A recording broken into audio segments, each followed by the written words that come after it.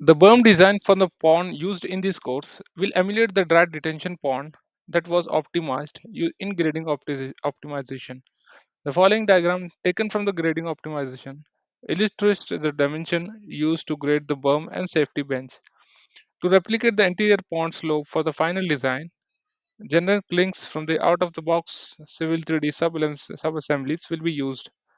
The generic links for this course include the link width and slope, link slope and vertical deflection, and link slope to surface for the extrusion pond grading. To create your berm assembly in the ribbon, under the assembly tools, select Create Assembly.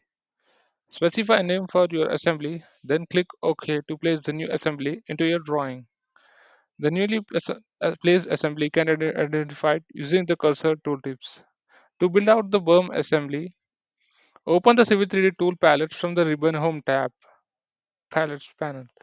To load the assembly group that you want to work with your current Civil 3D session, right-click on the tool palette header and select out of the box assembly groups. Select the Generate tab to load all of the generic sub-assemblies. Start your build-out using the link width and slope sub-assembly to create the berm. In the Properties palette, enter the berm width and slope if not already set correctly. Specify a unique point code should you need it to define or surface or label sections. When you're all set, click the assembly marker to add it to the berm assembly definition. Use link, slope, and vertical deflection to create the freeboard grading. Enter slope values as percent or use as slope ratio separated by a colon to calculate the percent grade.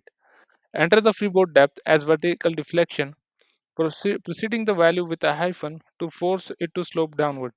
Specify a code name to use, then add the subassembly to end of the berm link. Use the same generic click to expand the berm slope to the safety bench depth. Enter the slope value, followed by the vertical deflection, then the point code.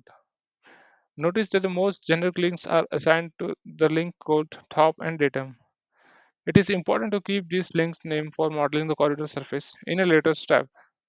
Attach these subassemblies to the end of the freeboard link. To grade the safety bench, use the link width and slope subassembly. Enter the width and slope as it was defined in the dry pond parameters. Specify the code name you want to assign, then add it to the end of the previously placed subassembly. To finish the interior grading, add another vertical deflection link. Enter the same 3:1 slope as used earlier along the vertical deflection value that together with the connected links define the pond's depth. Specify a name for the link, then add it to the assembly. To define the exterior grading for your pond model, use the link slope to the surface subassembly. Specify the side you want to place it on and enter the slope value to use. To make the exterior link viable for both cut and fill condition, make sure to add the link in cut and fill. When you are all set, pick the assembly marker to add it to the berm assembly. Now that the berm assembly has been completed, close the Civil 3D tool palette to free up your workspace and make sure to save your drawing file.